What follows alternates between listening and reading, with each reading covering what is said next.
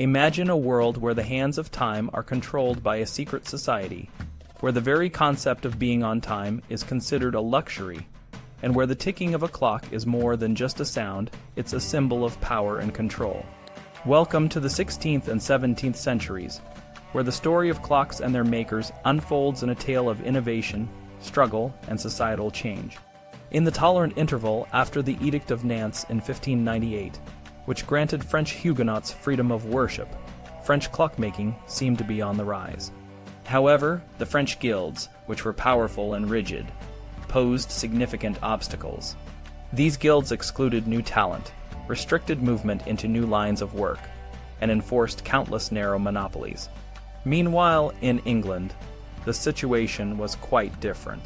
Makers of new scientific instruments could join either the Clockmakers' Company or the Spectacle Makers' Company, and some managed to pursue their craft without joining either, while many joined the Grocers' Company. In France, guild membership was strictly enforced, which stifled innovation and creativity. When the making of mathematical instruments was first listed among French monopolies in 1565, it was assigned to the cutlery engravers. King Charles IX's express prohibition stated that, except for members of that guild, no one may make shears or scissors nor surgical instruments of metal, nor cases for falconry or any other cases furnished with astrological and geometrical instruments. This led to lengthy and acrimonious disputes over who held the monopoly. Fine scientific instruments had to be made of brass, and the smelting of copper necessary for making brass was reserved only for the Founders Guild. The result was a complex web of monopolies and restrictions that hindered progress. At the end of the 17th century, when barometers and thermometers were being made commercially in France, they came under the monopoly of the enamelers simply because the graduated scale was inscribed on an enameled metal plate. During the 18th century, an age of innovation in Europe, while French guilds were imposing exorbitant dues on their own members and restricting the numbers of apprentices and workshops, the guilds themselves were also being heavily taxed by a domineering government. French instrument makers were snubbed by men of science, who thought them no better than manual workers or tradesmen, and kept them out of learned societies. The French government made efforts to invigorate the craft, but these efforts were largely futile. The famous English clockmaker and horologist Henry Sully, 1680–1728, was imported to be clockmaker to the Duke of Orleans. Despite his efforts and the importation of 60 skilled English craftsmen, the retarding forces in French society could not be overcome, and his workshops at Versailles and Saint-Germain were soon abandoned. In contrast, life in England was much more favorable to the clockmaker's craft. Looser guild restrictions and the increasing demands of a growing prosperous middle class for clocks and watches created a more competitive and expanding market. This environment encouraged innovation and improvement. When seamen of the expanding worldwide empires required seafaring clocks and better scientific instruments, English clockmakers were pioneers. Philosophers and scientists of the time were always looking for new ways to understand the universe. The mechanical clock, with its precise and regular movements, provided a powerful metaphor. The idea that the universe itself might be a vast clock made and set in motion by the Creator was a significant shift in thinking. This metaphor guided and inspired scientists like Johannes Kepler, who in 1605 observed, "My aim is to show that the celestial machine is to be likened not to a divine organism, but rather to a clockwork." The older view of the movement of physical bodies, as expounded by Aristotle, was that nothing moved unless it was constantly being pushed by some outside force. However, by the time the first mechanical clocks were striking in the town belfries of Europe, an interest in predictable regularities was growing. The new theory of motion argued that things kept moving because of forces originally imprinted on them that continued to operate. This idea was further developed by Bishop Nicole Dorsey, 1330–1382, who created the metaphor of a clockwork universe with God as the perfect clockmaker.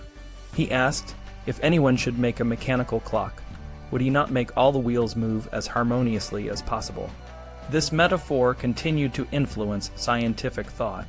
The philosopher-mathematician René Descartes used the clock as a prototypical machine. His doctrine of dualism, that mind and body operated independently, was explained through a famous clock metaphor. Imagine two clocks, Descartes suggested, both keeping perfect time. When one points to the hour, the other always strikes. If you did not know about their machinery and how they were made, you might mistakenly assume that the movements of one caused the other to strike.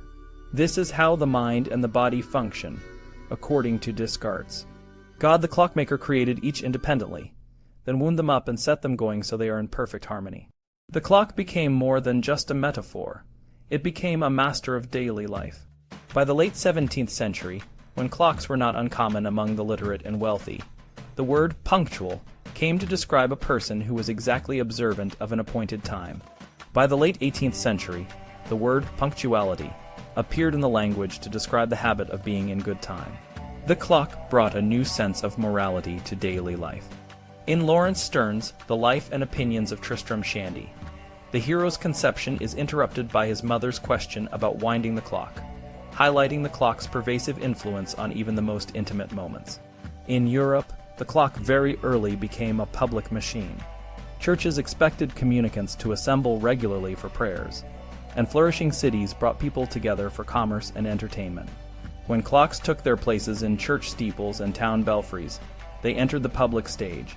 There they proclaimed themselves to rich and poor, awakening the interest even of those who had no personal reason to mark the hours. Machines that began as public instruments gradually became some of the most widely diffused private instruments.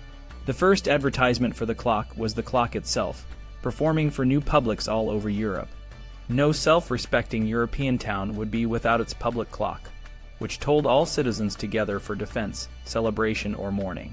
A community that could focus its resources on a dazzling public clock was that much more a community.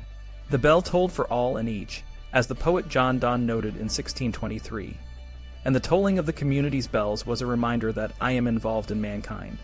Many communities, even before they had organized sewage disposal or a water supply, offered the town clock as a public service. In due course, each citizen wanted his own private clocks first for his household, then for his person. When more people had their private timepieces, more other people needed timepieces to fulfill their neighbors' expectations at worship, at work, and at play. The clock was being secularized, another way of saying it was being publicized. The first European clocks, as we have seen, alerted cloistered monks for their regular prayers. But when the clock moved into the church steeple and then into the town belfry, it moved out to a secular world. This larger public soon required the clock for the whole schedule of daily life. In Europe, the artificial hour, the machine-made hour, took the calculations of time out of the calendar universe and into the bright everyday light. When steam power, electric power, and artificial illumination kept factories going around the clock, the artificial hour, the clock-marked hour, became the constant regimen for everyone. The contrast to China is dramatic and illuminating. In China, circumstances conspired to prevent the clock from becoming a public instrument. The first spectacular mechanical clockworks in China were made not to mark the hour, but to mark the calendar. The science of the calendar, both its making and its meaning, was hedged in by government secrecy. Each Chinese dynasty was symbolized, served, and protected by its own new calendar. Between the first unification of the empire in the 3rd century B.C. and the end of the Qing, or Manchu, dynasty in 1911, about 100 different calendars were issued, each with a name identifying it with a particular dynasty or emperor. These calendars were not required by advances in astronomy or technology, but were needed to put the cachet of the heavens on the authority of a new emperor. Private calendar making was punished as a kind of counterfeiting, a threat to the security of the emperor and an act of lèse-majesté. The first remarkable achievement of ancient China was a well-organized centralized government. As early as 221 B.C., the Chinese Caesar, the precocious King Cheng, unified a half-dozen Chinese provinces into a single great empire with a vast hierarchy of bureaucrats. He standardized the laws, the written language, established uniform weights and measures, and even fixed the length for carriage axles. The Chinese kings regulated the calendar, and the state religion remained tied to the round of the seasons. Chinese farming depended on irrigation, and successful irrigation required predicting the rhythms of the monsoon rains and the melting of the snows to flood the rivers and fill the canals. From earliest times in China, An astronomical observatory was an essential part of the cosmological temple, the ruler's ritual headquarters. As the central government became stronger and better organized, Chinese astronomy became more and more official and governmental. This meant that Chinese astronomy became increasingly bureaucratic and esoteric. The technology of the clock in China was the technology of astrological indicators. Just as in the West, the machinery for minting coins, printing paper money, or manufacturing gunpowder was tightly controlled, so in China were calendrical timepieces. The imperial rites required the emperor to define the 4 cardinal points north, south, east, and west by observations of the pole star and the sun. The imperial astronomer, one of the highest-ranking hereditary officials, was expected to keep watch at night from the emperor's observatory tower. He concerned himself with the 12 years, the 12 months, the 12 hours, the 10 days, and the positions of the 28 stars, distinguishing and ordering them to make a general plan of the state of the heavens. He took observations of the sun at the winter and summer solstices, and of the moon at the spring and autumn equinoxes, to determine the succession of the 4 seasons. Another high hereditary official, the imperial astrologer, interpreted the message of the heavens for the destiny of the people. He concerned himself with the stars in the heavens, keeping a record of the changes and movements of the planets, the sun and the moon, to examine the movements of the terrestrial world and distinguish good and bad fortune. He divided the territories of the 9 regions of the empire in accordance with their dependence on particular celestial bodies, and made prognostications about the state of the world based on celestial phenomena. Incidentally, these state astrologers produced the most remarkable continuous record of celestial phenomena before the rise of modern astronomy. The Chinese record of an eclipse in 1361 B.C. is probably the earliest verifiable eclipse reported by any people. Other Chinese records cover long periods for which we have no other accurate chronicle of celestial events. 20th century, radio astronomers still use these records in their study of nova and supernova. While these state records survive, most of the ancient Chinese literature on astronomy has disappeared. Because astronomy was so state-oriented, so security-bound, and so secret, the old astronomy books have left few traces.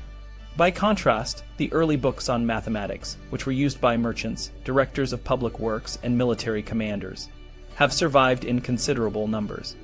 Repeated imperial edicts enforced state security for calendrical science, astronomy, and astrology.